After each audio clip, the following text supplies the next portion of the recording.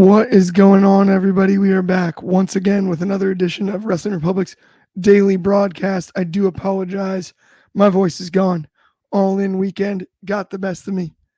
Covered that pay-per-view. 4-hour live stream yesterday about Progress, the daily. A lot of yelling, a lot of hollering. Things happen. We'll be fine. We're going to make it through. But yes, I do get it that my voice sounds absurd.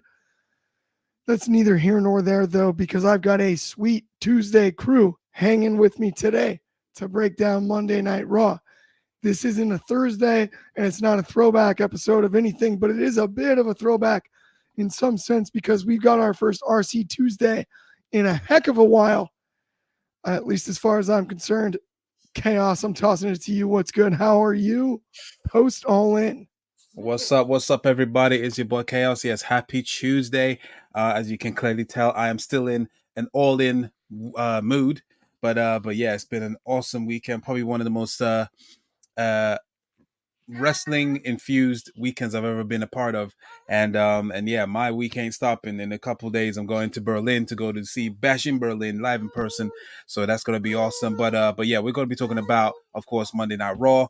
And yeah, we got quite a bit to unpack because obviously this is the go home show. And yeah, I can't wait to get into it with y'all. So let's go. Absolutely. I am fired up about it. I mean, obviously, we've got a quick run in there from the little man, which I always respect. You know, he's concerned about the show. You gotta love that. But let me toss this one back across the pond to a larger man than the little man, to my friend Jordy on a Tuesday afternoon. How are you, Jordy? Good to see you. Good to have you. Mate, I'm great. Big news this week, as you can see by my t-shirt. Where am I at? Oasis have announced that they're getting back together.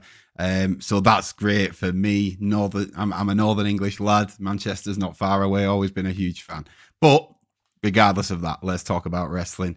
It was a good show. I watched it last night, and I'll be honest, I was very tired and I fell asleep. But when I watched it back today, it wasn't the show's fault that I fell asleep. That's fully on me. There was quite a lot of great things, great moments. And yeah, I'm ready to talk about it. Clark, it's nice to have you here on a Tuesday. I'm hyped to be back on a Tuesday. No doubt about it. Of course, we've got some comments over here on Instagram. Immortal._God said, hey, can y'all hear me out really quick? Just in case he actually is God. Yeah, comment away, my friend. And then DJ Freeverse said, my guy's voice is gone. Very aware of that. Not a lot of people play. You sound ridiculous, Clark. That's what I want to say. But it's good. We're glad to have you here, but you sound ridiculous. Not a lot of people play injured these days. Hey, if you've ever heard of Nat King Cole, ask about that. You know, sometimes you just got to go with it. That's all I'm saying. I'm working with what I'm working with. Speaking of working with things, let's talk about our first topic of the afternoon, evening, morning, depends on where you are. Let's talk about the Intercontinental title tournament, which kicked off last night. Numerous triple threats at play, a few announced for next week. Jordy, I'm going to start with you. Talk to me about the triple threat action, because obviously, as everyone can tell, this voice needs a bit of a rest. No, yeah, mate. It was great, and I think it's once again one of them situations where it is a kind of, it's an image and it's a look into how good of a roster WWE currently have. We saw it again with the Money in the Bank qualifying matches when they went to triple threats rather than singles matches, and I feel like it was only a couple of years ago that they just wouldn't have had the talent to put on these triple threat matches, and the people involved in them as well. Like, I was watching last night and just thinking, like, The Miz is still going, like, pretty much week in, week out. Don't think that guy, well, yeah, there's this thing that maybe he doesn't get enough credit, but, like, I look back to matches where he was wrestling with John Cena in the main event of WrestleMania. Do you know what I mean? And Cena's going to hang up his boots next year, and The Miz doesn't look anywhere near that. But in terms of the action, it was great. I'm a fan of a triple threat. There was moments in there where you see the kind of taking advantage of the no DQ rules, like what happened with Pete Dunne at the end, the way he pulled the ref out.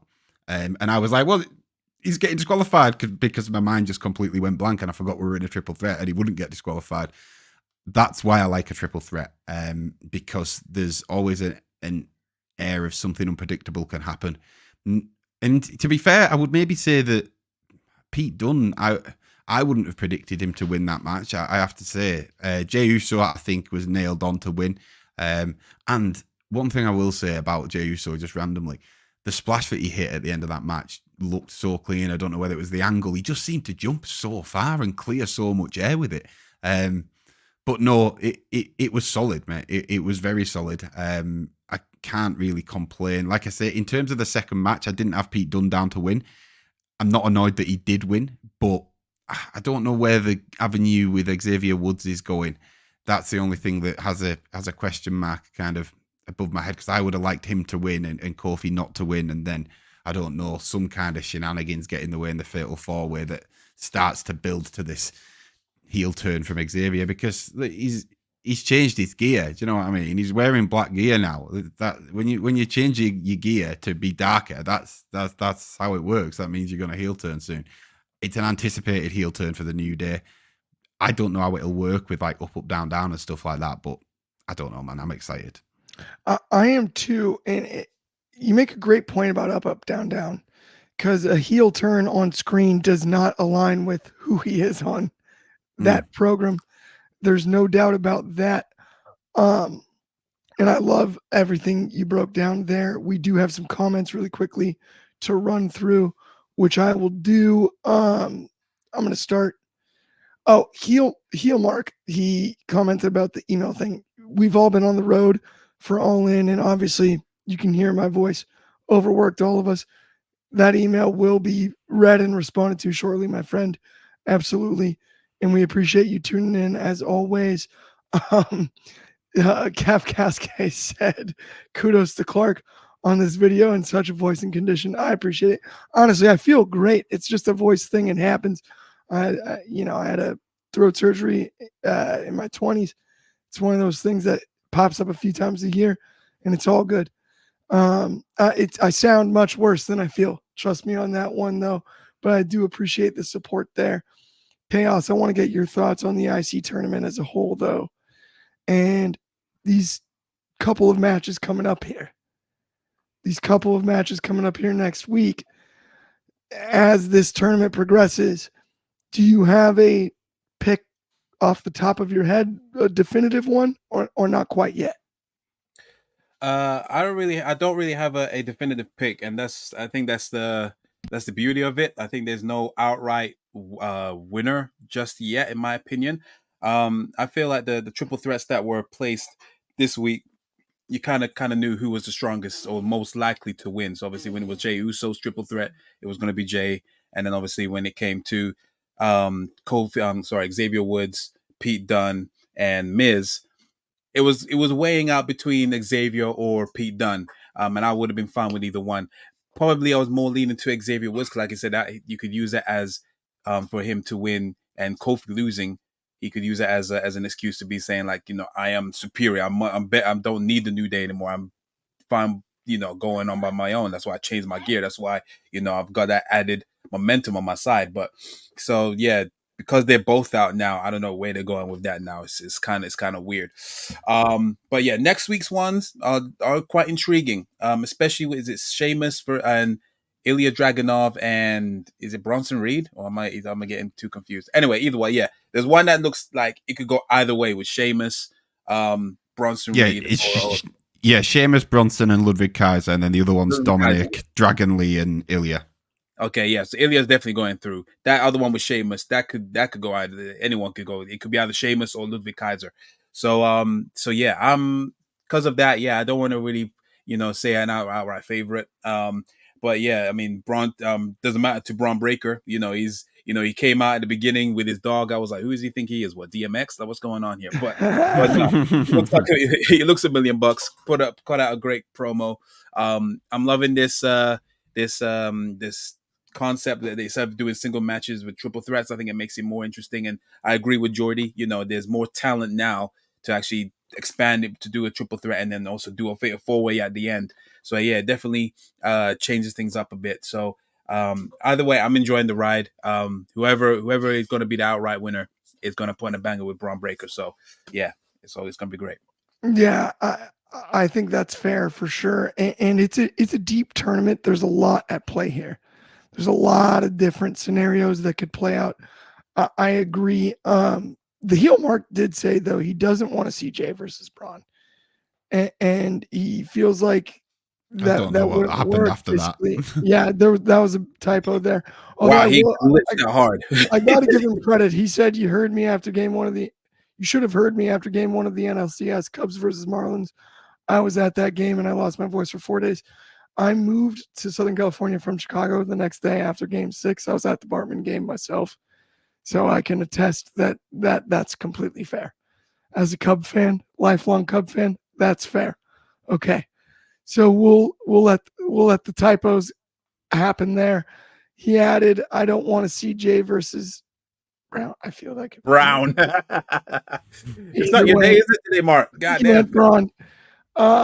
Yeah, I'm not entirely sure when it comes to the end of this tournament, but we do need a big time challenger for Breaker here.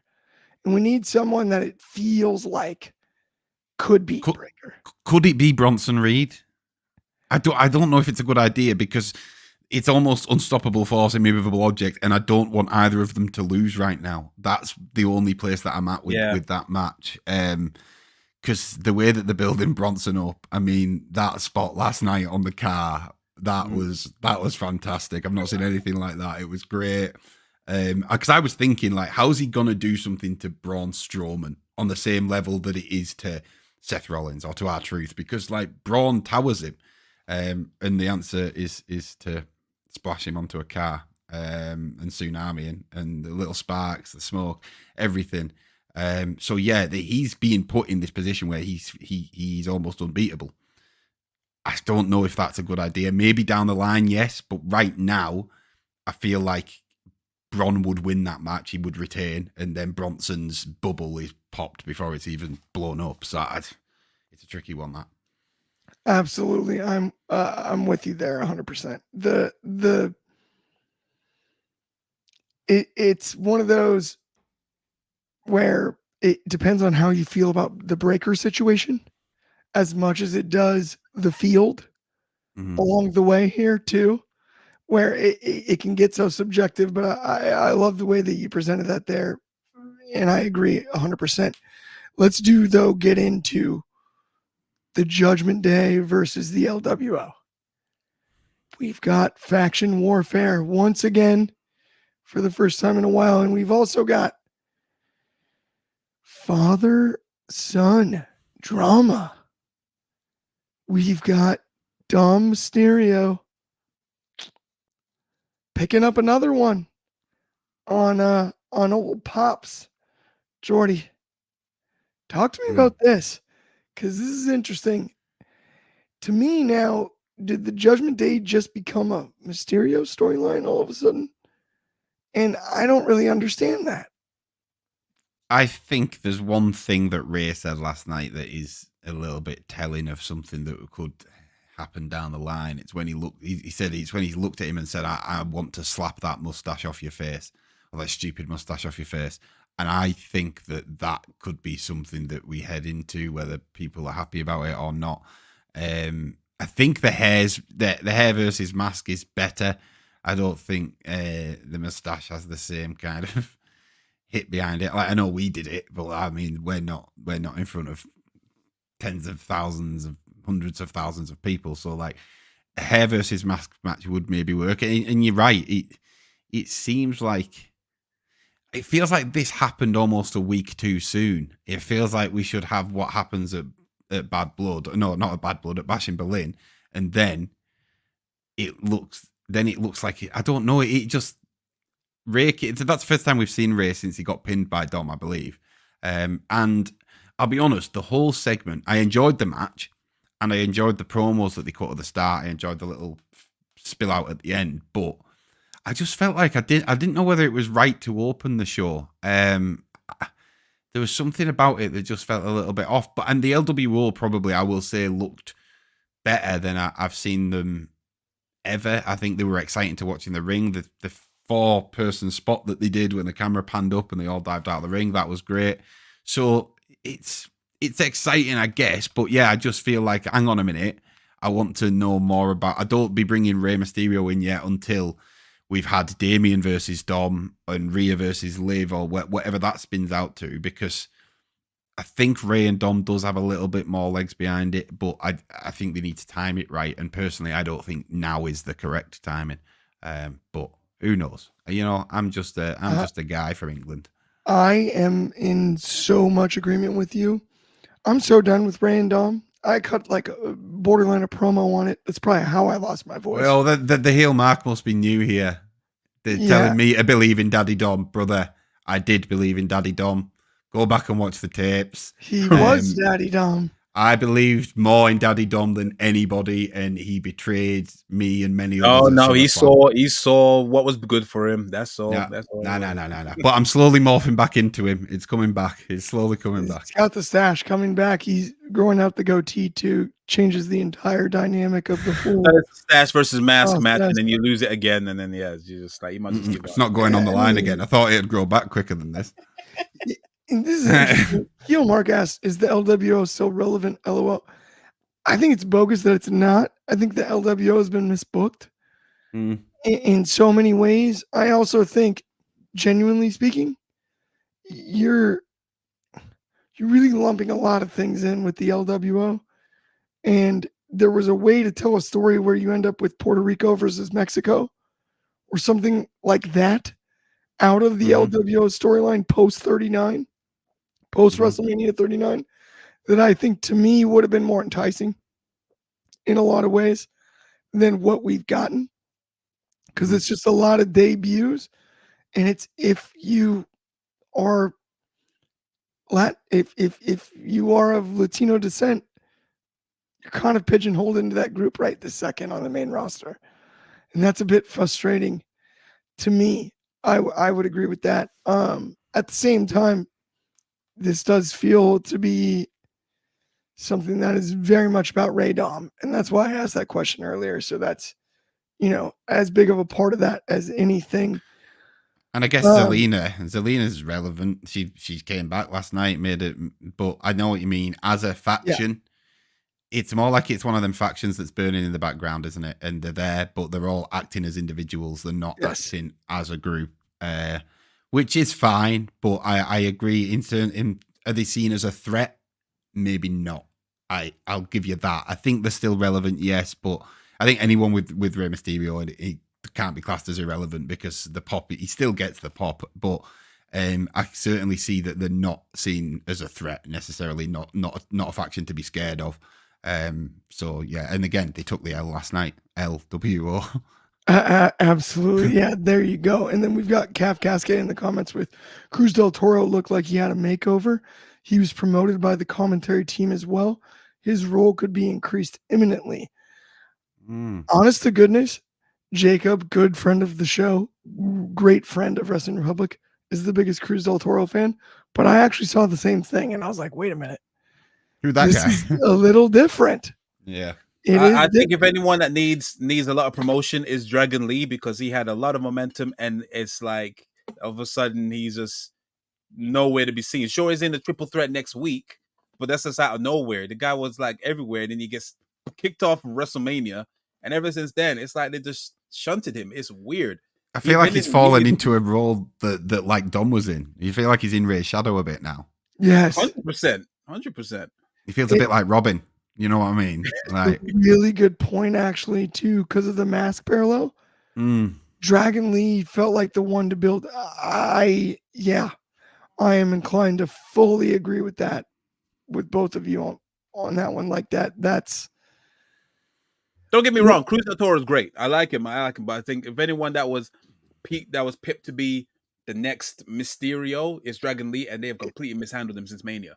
So I think if he needs more the momentum. Also, let's not start pulling apart tag teams that actually work, because there's not that many, and I think they do. I think they just haven't necessarily been booked well, and I think they're a great tag team together. But I see your point. He did definitely have a makeover, and they did mention him more often than they have done previously. So maybe there's something, or maybe he just thought, I'm gonna have a glow up.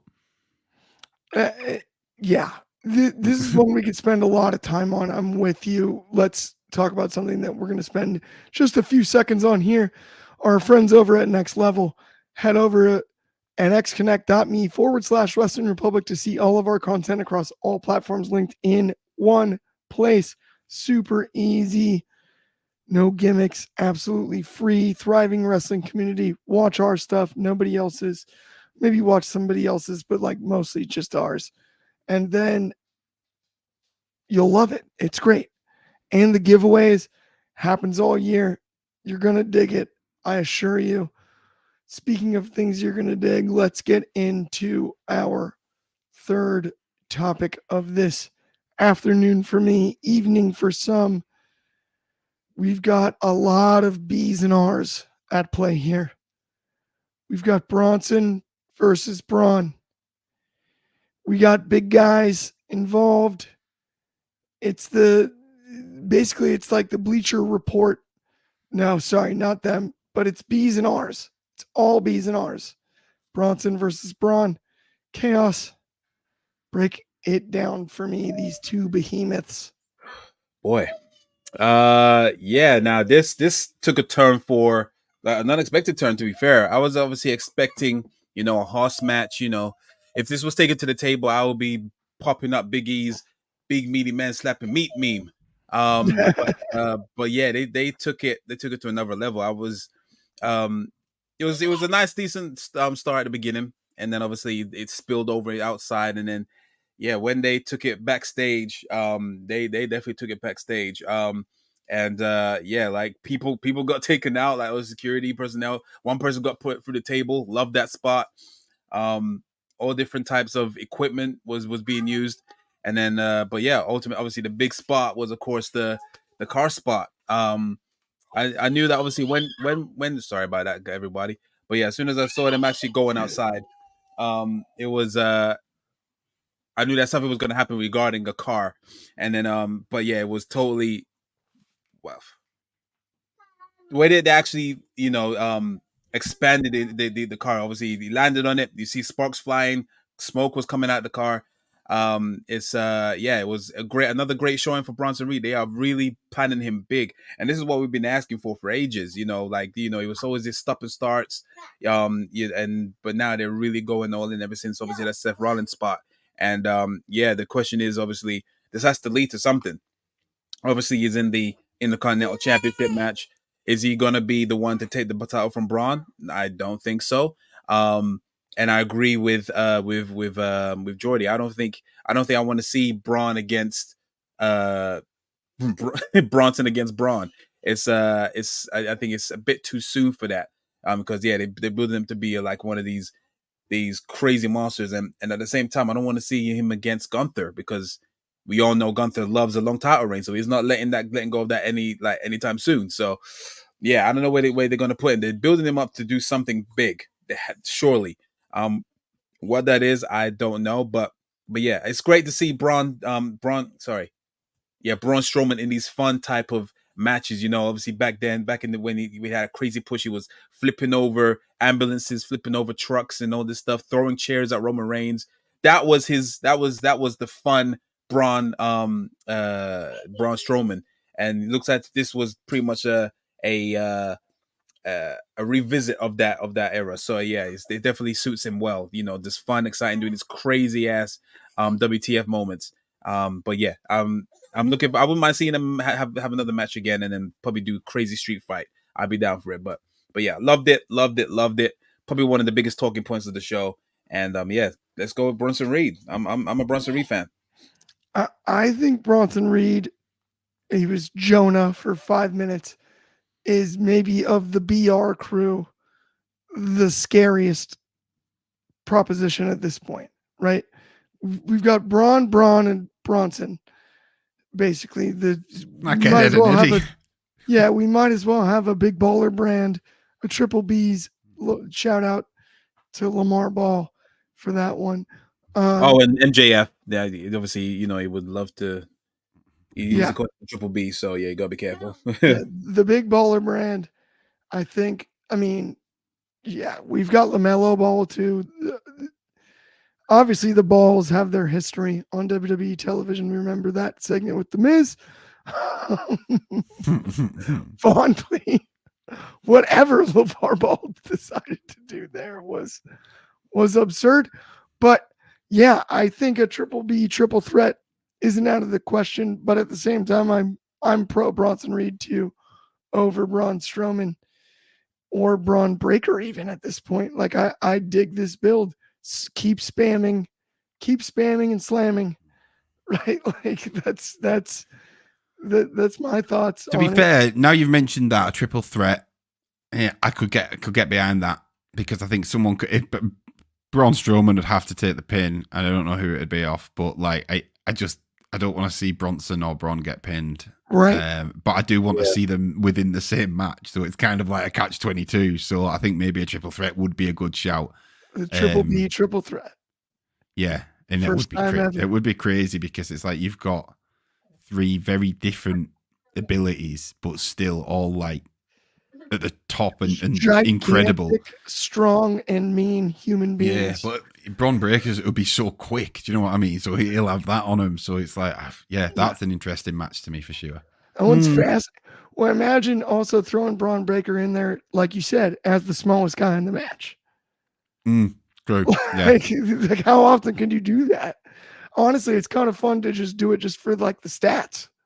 If he overcomes them, then that's just another unbelievable thing that he's got on his resume. That's it's like a huge part of the reign, because they'll combine the weight of Bronson and Braun, and they'd say that he beat the weight of a whale, or you know what I mean, something like that. Like, or like, what was it, 9 kangaroos or whatever they said for Bronson Reed. Yes, I mean, just like, who in the world knows when it comes to that one? Like they could really hurt each other with the amount of size and strength in that ring, to your point, right, Jordy? It's like, they like a triple threat these days, like obviously like the Gunther, Drew, Sheamus one, and like they're not opposed to throwing a big triple threat with big guys. Bronson was in one, wasn't he, with Sami Zayn and someone I can't remember, but yeah, I wouldn't say it's out of the question for a triple threat match between those 3. All right, let's move on though to our final topic here today.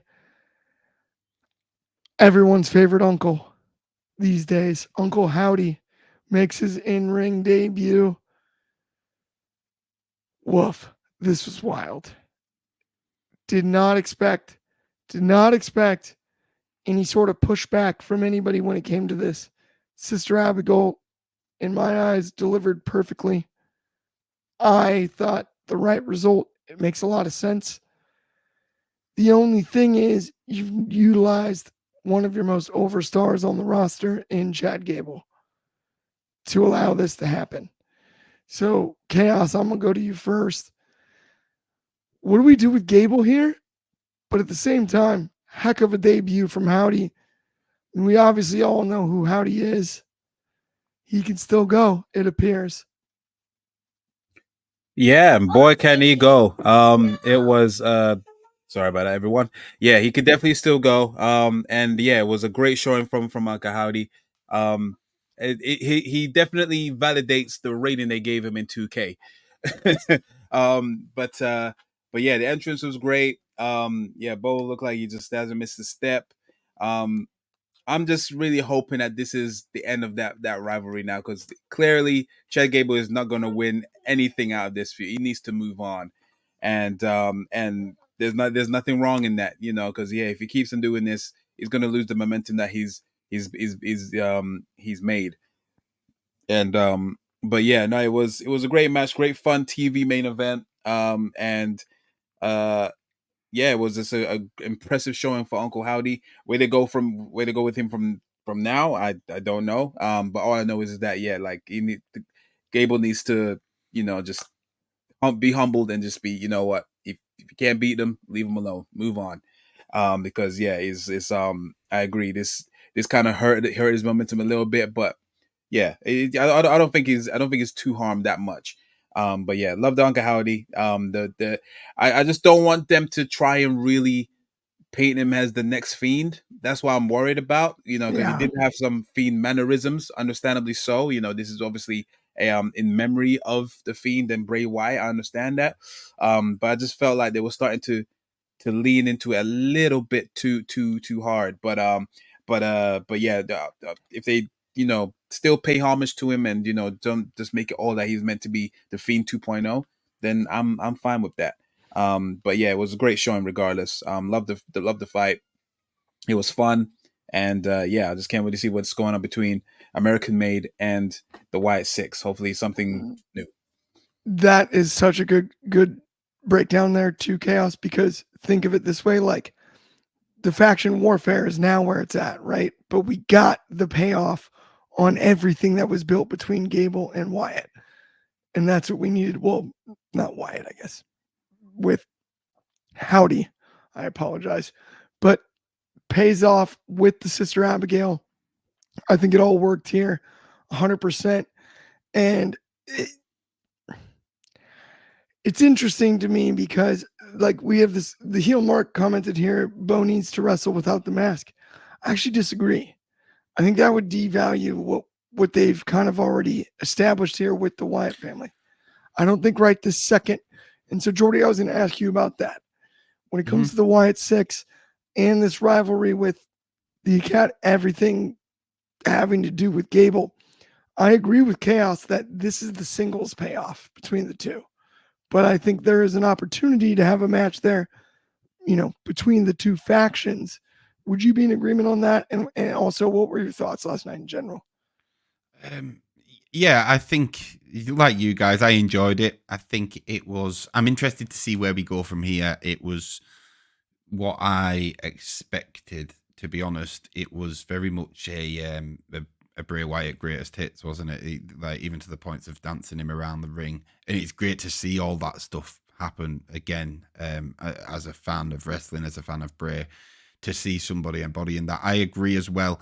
The thing with the Fiend, I think because of that, like what I said, he was kind of doing a lot of Bray's stuff in there as a homage. I don't know whether that will carry on as we go down the line. I don't know whether that was just almost like, when Cody came back and did the Stardust thing. I don't know if it was just a little bit of that. We don't know that until we go further down the line. In terms of the mask, I think it's interesting. Initial thoughts were, why is he the only one that wears one?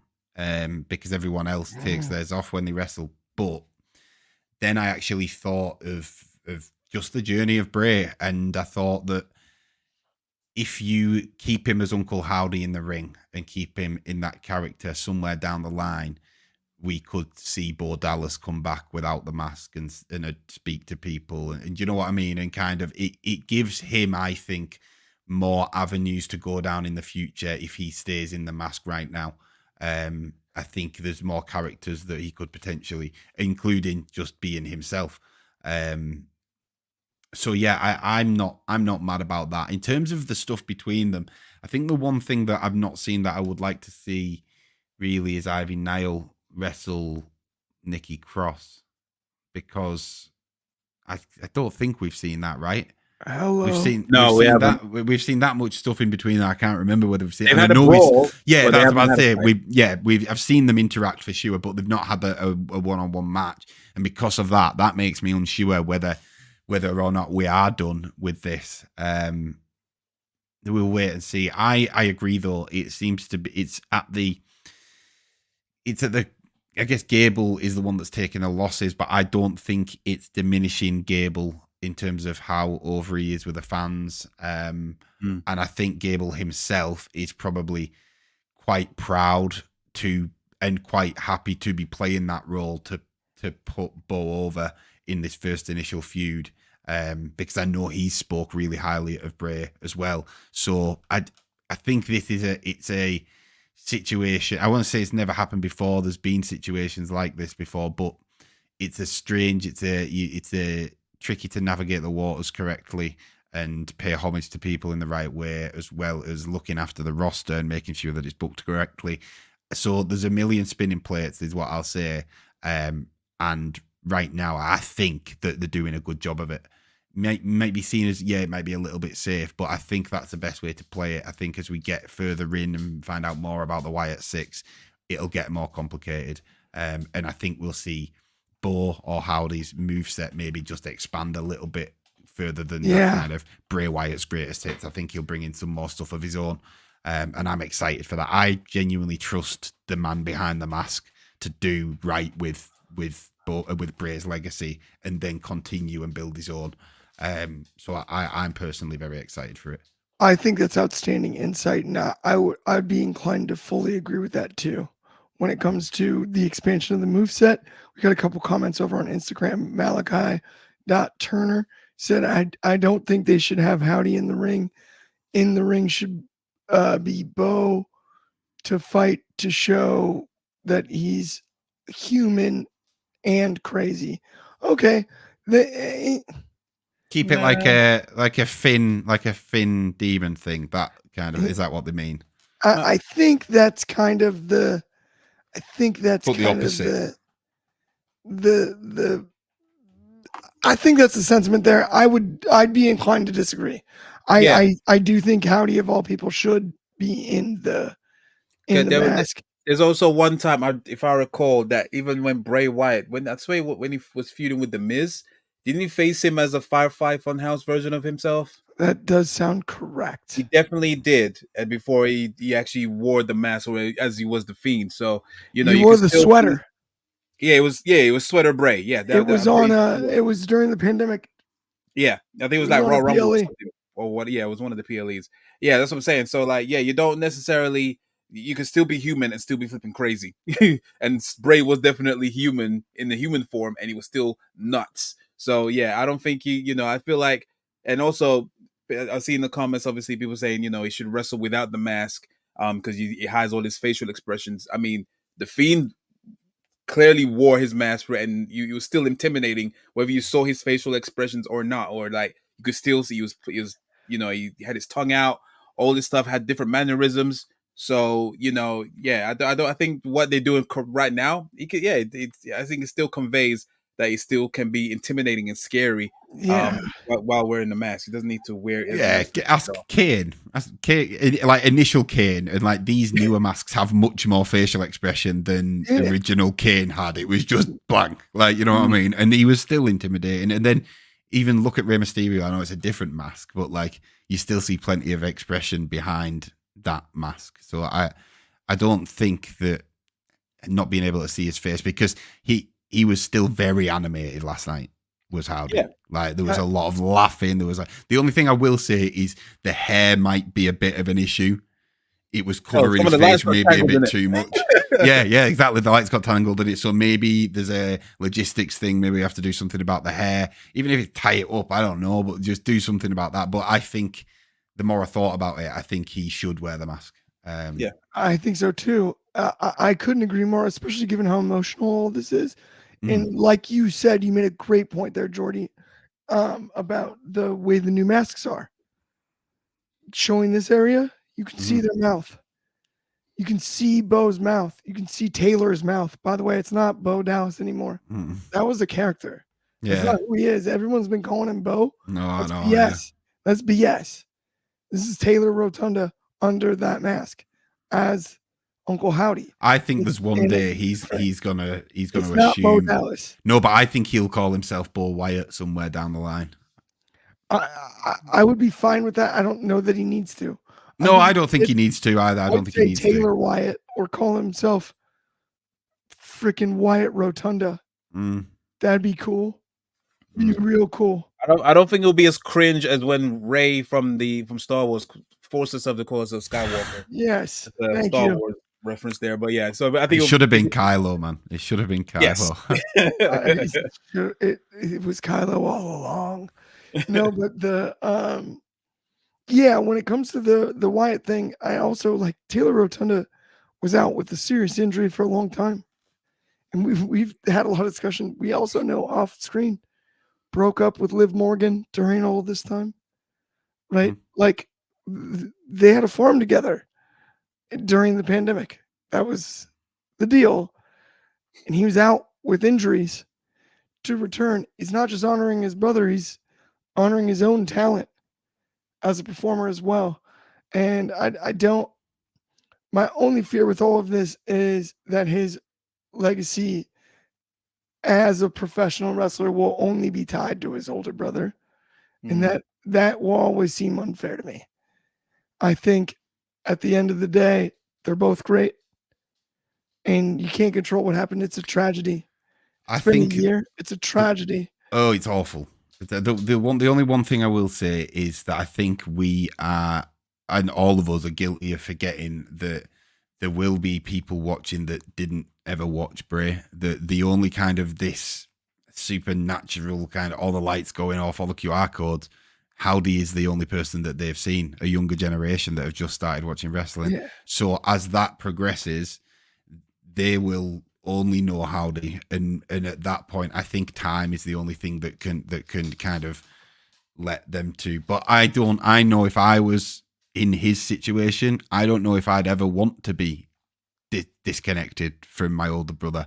I think if he was still alive, but in the awful situation that we have, I don't think he would ever. I think he wants to, what he wants to do, it's almost giving him a new lease of life, it seems, to create his own legacy by honoring his brothers. So it's such a strange, like I say, it's a strange situation. There's some weird parallels there from like a psychological standpoint, Jordy, to your point with the Mark Briscoe situation, where it's like, you can't, this is real life family stuff. And what's happening on screen is amazing as huge wrestling fans, but we can't be hypercritical about it because that, you know, they know better. They know better. They know what Wyndham would have been happy with. They know what, you know what I mean? They know them people way more than we do as fans. So it's like people say, oh, so-and-so wouldn't be happy about this. And it's like, no, listen, he was his brother. They related to him. They know best. And it's their choice at the end of the day. Like I say, we just have to sit back and enjoy the ride, I think, in these situations. And like I said earlier, it's been a good one so far. Absolutely. Absolutely. Damian Hernandez added a comment here. And thank you for commenting. He said, I think Bo's name should stay with him because it kind of fits the character. Like Bray still had his character name. Taylor doesn't really fit that much. I would agree. The Bo Dallas character and all of that came with it.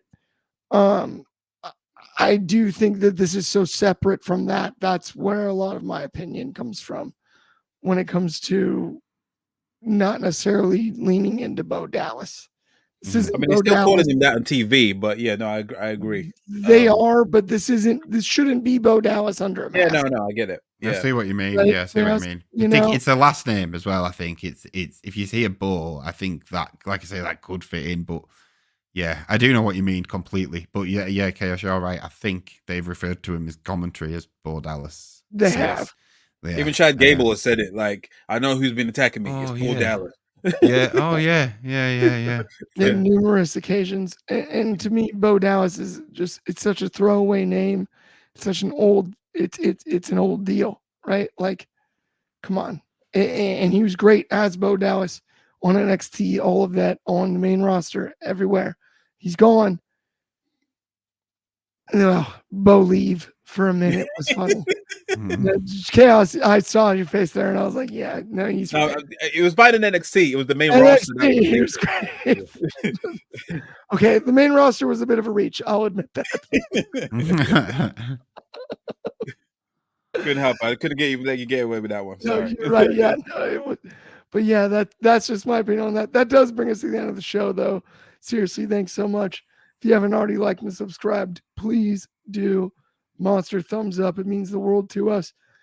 And have an excellent Tuesday. If you got nothing to do this evening, check us out immediately following NXT Tonight off the air.